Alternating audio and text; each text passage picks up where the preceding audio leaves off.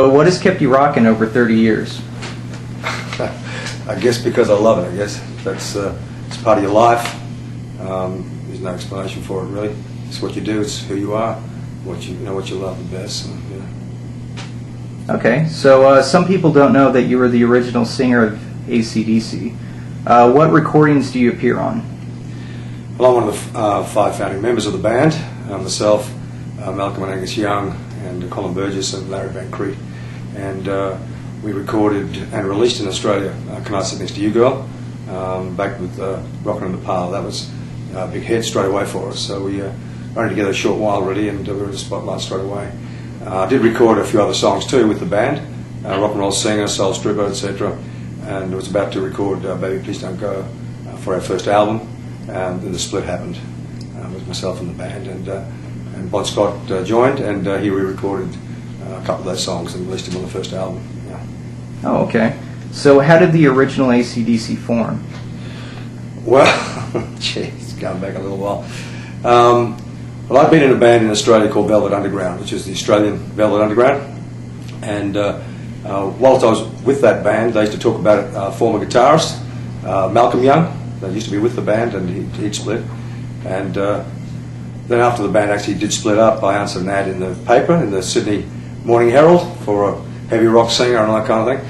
And Malcolm Young was on the other end of the line, and he said he was putting together a new rock band with Colin Burgess and Larry Van Crete he had. And he'd heard of me, of course, because he'd kept in touch with the other guys from Velvet Underground. So he said, get over.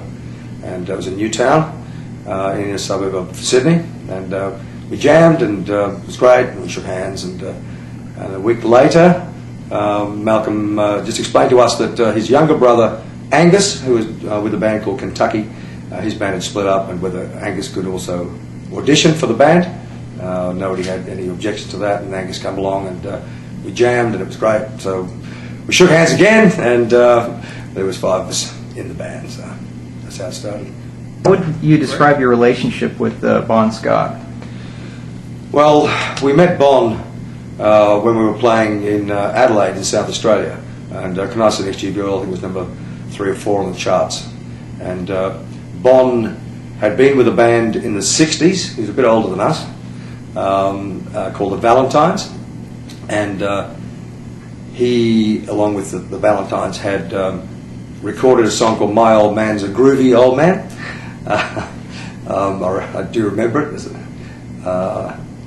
And it was actually written by the Easy Beats, a great Australian band, and George Young, the older brother of Angus and Malcolm, was in the Easy Beats. So Bon knew the older brother. And when we were in Adelaide, we were booked by an agency run by a fellow called Vince Lovegrove.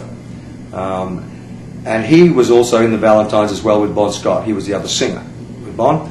And so when we were in town, Vince introduced Bon to the band, and Bon used to hang around with us, and he'd come to the gigs, and he'd be in the front rocking with everybody else. And so that's how we actually met Bon. And I met him again afterwards, after he had joined the band.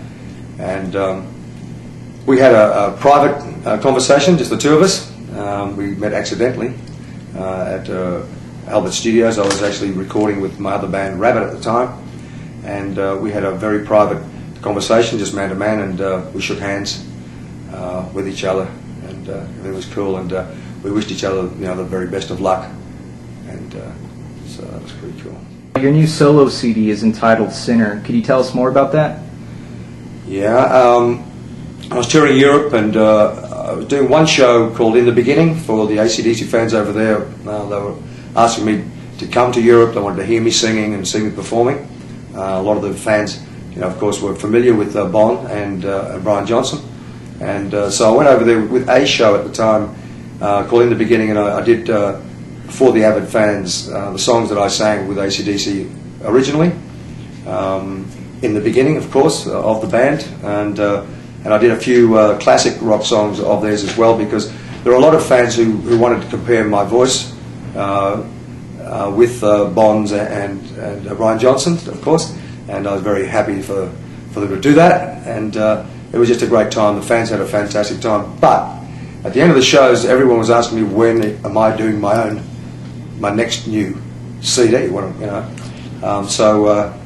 Of course, I went back to Australia after that and got in touch with one of my mates from Rabbit, who'd been producing records and writing songs, and I'd written songs with him in Rabbit, and we got together and we put down Sinner in Newcastle, just north of Sydney, and it's indicative of the same kind of heavy, hard-hitting rock. So, what has been the finest moment of your musical career?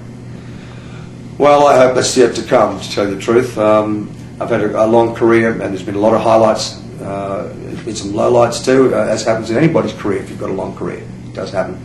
But I mean, you never forget your first anything, really. I guess, and first record with AC/DC, and first film clips, and playing at the Sydney Opera House. I mean, the first you'll never forget. They were fantastic, and but just touring Europe, playing at the great spots. I remember doing a gig on Mount Kitzbühel in Bavaria, in Germany. It was right on top of one of the mountain, very famous mountain there, where they do a lot of the Winter Olympics up there.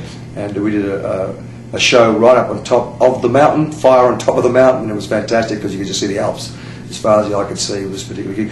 But Sinner has had great reviews. I mean, I couldn't have written better reviews myself for the album.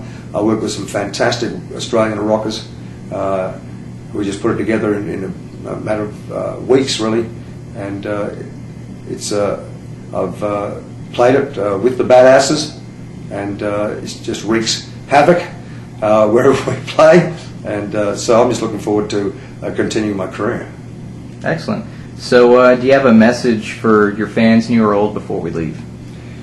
I just want to say one thing to all the fans out there: long live rock. All right, thanks. Say bye. Bye.